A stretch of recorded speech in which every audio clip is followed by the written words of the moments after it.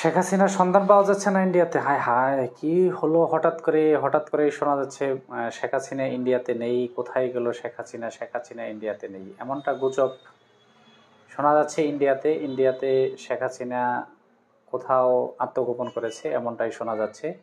শেখ হাসিনা আছে এবং কি ইন্ডিয়াতেই আছে। আপনারা যারা মনে করতেছেন শেখ হাসিনা ইন্ডিয়া থেকেও গুম হয়েছে, আসলে এমনটা ভুল ধারণা। শেখ হাসিনা ইন্ডিয়াতেই আছে।